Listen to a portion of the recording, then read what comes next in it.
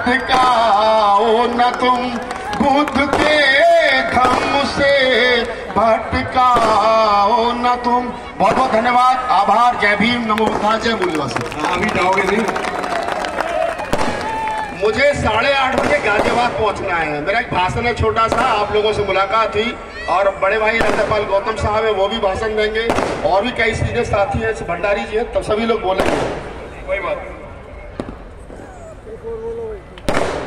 चलिए एक छोटी सी रचना मैं और सुना देता हूँ। ये माइक बता दो, ब्रेक कर रहा है। हेलो,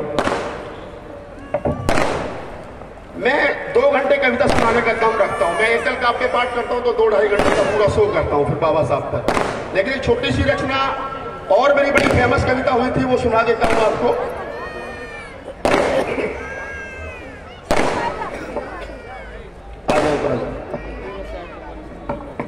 कि कहीं अधिकार की बातें,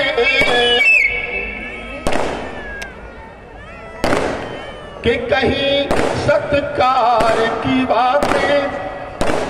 बाबा साहब डॉक्टर अम्बेडकर ने हमको इतना सब कुछ दिया, हमें मान सम्मान, हमारे बदन पर कपड़े अच्छे, सब कुछ दिया बाबा साहब ने। तब मैं छोटी सी रचना पढ़ के आप लोगों से विदा लेता हूँ कि कहीं अधिकार की बातें और कहीं सत्कार की बातें, और वहाँ क्या खूब लिखी है भीम ने प्यार की बातें। और यूं ही आसान नहीं पाया मैंने सम्मान जीवन का, कहीं संघर्ष के वो दिन, कहीं संघर्ष की रातें, कहीं संघर्ष के वो दिन, कहीं संघर्ष की रातें। कि बाबा भीम के जीवन का ये कैसा फसाना है। बाबा साहब डॉक्टर अम्बेडकर के जीवन की ऐसी ऐसी घटना है, अगर हम उन पर बात करने लगे तो पूरी रात क्यों पड़ जाए। आप तमाम लोगों ने पढ़ा होगा, सुना होगा कि बाबा साहब के बेटे की जब राजरत्न की मौत हुई थी तो बाबा साहब उसको हवा में उछाल करके कहते थे कि मेरा बेटा इस देश पर राज करेगा।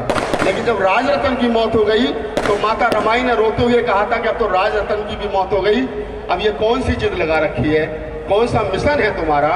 तब मैंने 2-3 पंक्तियां वहां से उठाने की कोशिश की है कि बाबा भीम के जीवन का ये कैसा फसाना है, और घर में लाश बेटे की उन्हें लंदन को जाना है, और बड़ी मुश्किल से आया है यहाँ तक कारवां यारो, इसे जाने न दो पीछे, इसे आगे ले जाना है, इसे जाने न दो पीछे, इसे आगे ले जाना है। कि बाबा भीम के जीवन का ये कैसा फसाना है। एक बार मैं कवि सम्मेलन रीवा से लौट रहा था, तो हमारे जब मैं हिंदी कवि सम्मेलन पढ़ता था, हमारे साथी हैं डॉक्टर साहब, उनकी बेटी की शादी हुई तो सारी सरकार गई थी उनमें। तो उन्होंने एक बार मुझसे मजे लेते हुए कहा कि राहुल नागपाल यार, बाबा साहब के नाम से कॉलेज है, रोड है, यूनिवर्सिटी है, सब कुछ है, देश में सबसे ज्यादा स्टैचू है, क्या चाहिए तुम लोगों को। तो मैंने मस्ती में 4 पंक्तियां कही थी, मुझे खुद पता नहीं था ये इतनी फेमस हो जाएगी, इतनी हिट हो जाएंगी। बाबा साहब डॉक्टर अम्बेडकर के बेटों की क्या इच्छा है, वो इच्छा मैं 4 पंक्तियों में बता रहा हूँ, सुन लीजिए। कि तमन्नाओं में तमन्ना अभी एक और बाकी है। क्या तमन्ना बाकी है बाबा साहब के बेटे बेटियों की? कि तमन्नाओं में तमन्ना अभी एक और बाकी है, ये फोटो भीम की नोटों पे अभी आनी बाकी है। तालियां कमजोर रह गई आपकी।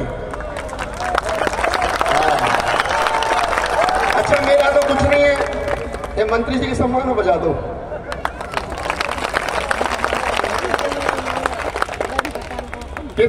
अच्छा एक बात बताओ, अगर बाबा साहब की फोटो नोटों पर आई तो क्या होगा?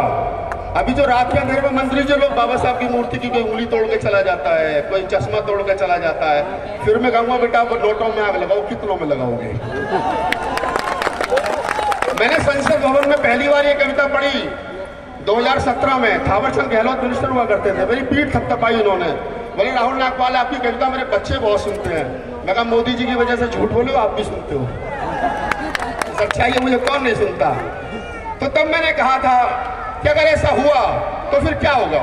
सुनिए, कविता की 2 पंक्तियां बड़ी महत्वपूर्ण है, वो आप तक पहुंच जाए तो मुझे अच्छा लगेगा कि तमन्नाओं में तमन्ना अभी एक और बाकी है, ये फोटो भीम की नोटों पे अभी आनी बाकी है, और दिवाली के दियों से फिर यहाँ पूजते रहे बाबा।